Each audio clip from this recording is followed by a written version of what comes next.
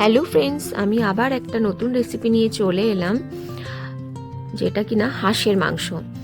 অনেকদিন পরে আমি ভিডিও আপলোড করছি। যদি ভালো লেগে থাকে তো অবশ্যই একটা লাইক করবে। আজকে আমি রান্না করব হাঁসের মাংস। তো প্রথমেই আমি দিয়ে দিলাম আদা বাটা 2 চামচ,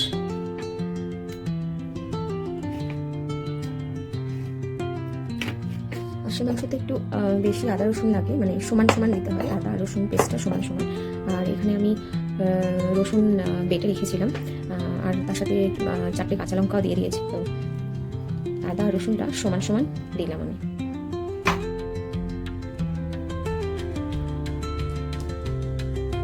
তারপর দিলাম হলুদ, দিলাম জিরের গুঁড়ো আমি 1 চামচ মতন দিলাম, আর দিলাম লঙ্কার গুঁড়ো। তার সাথে আমি দিলাম একটু কাশ্মীরি লঙ্কার গুঁড়ো, দিলাম কালার হওয়ার জন্য। তারপর দিলাম নুন দিলাম 1 চামচ, আর সবার শেষে দিলাম আমি সর্ষের তেল।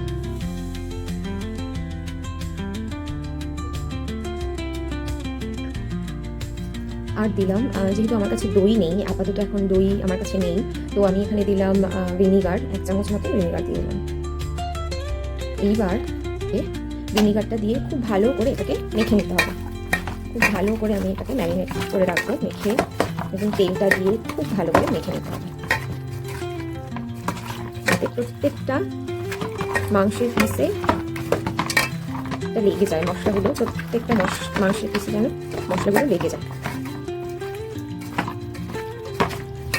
আসলে আমার বর হাঁসের মাংস খেতে পছন্দ করে, তো অনেকদিন ধরেই বলছে হাঁসের মাংসটা আনার কথা তো পাচ্ছিল না বলে, তাই আমি আমার বাপের বাড়িতে আমার মাকেও বলেছিলাম যে হাঁসের মাংস গেলে, আমি বাপের বাড়িতে গেলে যেন আমাকে মা খাওয়ায় রান্না করে। তো যেহেতু যাওয়া হচ্ছে না, আমার মেয়ের এক্সাম চলছে, তারপর আবার নানা রকম ডান্স প্রোগ্রাম হয়, নানা রকম কিছুর জন্য আমি আর যেতে পারি না, যার জন্য আমি দীর্ঘদিন খাওয়া হয় না হাঁসের মাংস। তো ওর খুব ইচ্ছে হচ্ছে হাঁসের মাংস খাবে, তার জন্য আমি আনলো কালকে হাঁসের মাংস নিয়ে আসলো, কেটে কুটে নিয়ে এসেছে, পুরো পরিষ্কার করে কেটে কুটে নিয়ে এসেছে। আমি এখন ভালো করে ধুয়ে একদম পরিষ্কার করে এখন এই যে ম্যারিনেট করে আমি আধ ঘন্টা মতন রাখবো।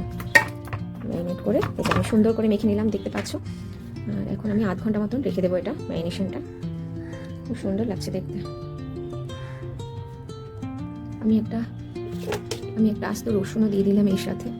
তারপর কেটে নিলাম, এইভাবে আমি নিয়েছি, আর দুটো এইভাবে নিয়েছি। আমার মেয়ে বড় আলু খেতে পছন্দ করে, যার জন্য আমি এইভাবে আলুটা কেটে নিয়ে নিলাম।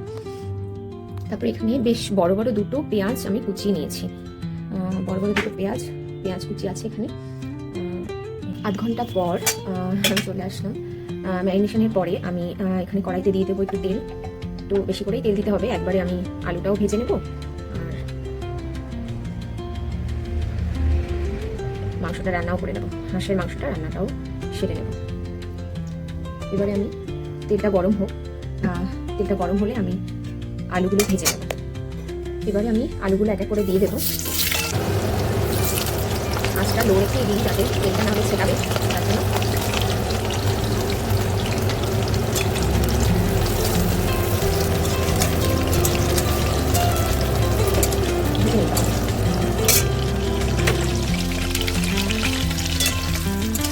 আসলে এটা নতুন আলু, যার জন্য একটু একেবারে সেদ্ধ হয়ে যাওয়ার মতনই আমি হালকা একটু যাতে সেদ্ধ হয়ে যায় এরকমভাবেই ভেজে নেবো, একটু লাল লাল করে ভেজে নেব।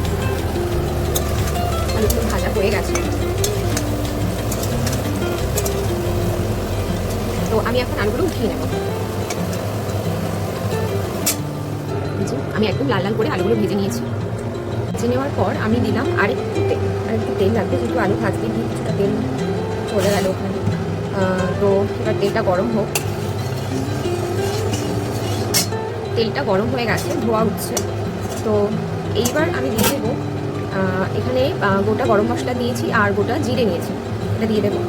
একটা শুকনো লঙ্কার একটা তেজপাতা আছে, এটাও আমি দিয়ে দেবো। ভালো করে ভাজতে থাকো, যখন গন্ধটা বেরোবে তখন গন্ধটা যখন বেরোবে মশলাটা থেকে, তখনই আমার মশলাটা হয়ে গেছে। এবার আমি এখানে দিয়ে দেবো পেঁয়াজ কুচিটা দিয়ে দেবো, যেটা আমি আগে কেটে রেখেছিলাম সেটা দিয়ে দেবো। তাহলে আমি পেঁয়াজ কুচিটা দিয়ে দিলাম। পেঁয়াজ কুচিটা দিয়ে ভালো করে নাড়তে হবে, একদম হিটটা হাই হিটে রাখতে হবে। ভালো করে আমি পেঁয়াজটাকে ভেজে নেব। আমার পেঁয়াজটা ভাজা হয়ে গেল, একদম নরম হয়ে গেছে। এইবার আমি দিয়ে দেবো এই অবস্থায়,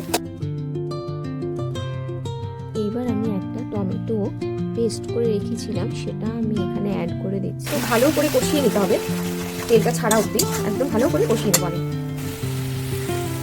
তেলটা একদম ছেড়ে দিয়েছে, আমি প্রায় 1-2 মিনিট ধরে আমি এটা কষিয়ে নিলাম। কষিয়ে নেওয়ার পরে তেলটা ছেড়ে দিয়েছে। আসলে আমি একা একা করি, ভিডিওটা করছি যার জন্য একটু নড়ছে মোবাইলটা, আমি এক হাতে রেখেই করছি। আমার তো কেউ নেই করে দেওয়ার মতো, নিজেকেই করতে হয়। তেলটা একদম ছেড়ে দিয়েছে। এইবারে আমি এই ম্যারিনেট করা মাংসটা আস্তে আস্তে ঢেলে দেবো কড়াই দিয়ে দিচ্ছি। আমি ম্যারিনেট করা হাঁসের মাংসটা দিয়ে দিচ্ছি এক এক করে।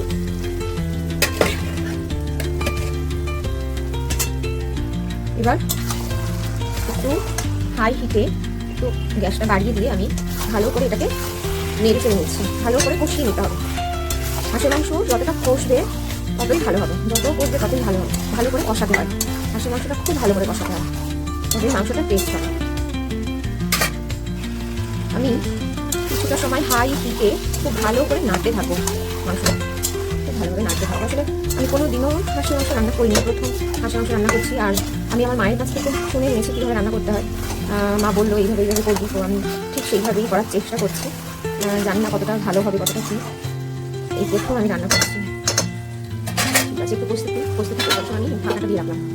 আর আঁচটাও আমি কমিয়ে দিচ্ছি, একদম লো না, লো টু মিডিয়াম হিটে কষানোটা। আমি ঢাকনাটা খুলে একটু নাড়াচাড়া করে দিচ্ছি, বেশ ভালো লাগছে দেখতে। নাড়াচাড়া করে আবার দিতে যেহেতু নিচে আবার লেগে যায় কিনা, যার জন্য আমি একটু নেড়ে দিলাম। নেড়ে আমি আবার দিতে দিলাম। এইভাবে আমি কয়েকবার করবো, একটু ভালো করে কষিয়ে নেবো। আমার কষানোটা হয়ে গেছে, খুব ভালোভাবে আমি কষিয়ে নিয়েছি, খুব ভালোভাবে কষিয়ে নিলাম। দেখো খুব সুন্দর, অনেকটাই সফট হয়ে গেছে, অনেকটাই সফট হয়ে এসছে। এবার আমি এখানে জল দিয়ে দিয়েছি। এবার সেদ্ধ হবে, আরও ভালোভাবে সেদ্ধ হবে। আলুও দিয়ে দিয়েছি, তো আলুগুলো সেদ্ধ হয়ে গেছে।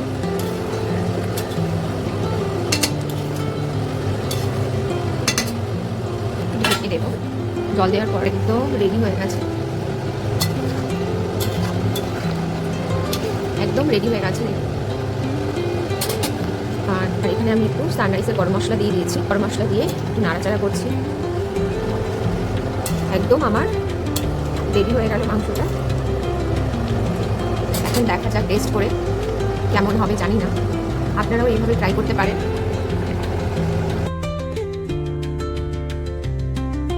আর যদি আমার এই রেসিপিটা ভালো লেগে থাকে আপনাদের দেখতে, তো অবশ্যই একটা লাইক দেবেন। আর যাতে আমি আরও ভিডিও করতে পারি তার জন্য আমাকে সাপোর্ট করুন।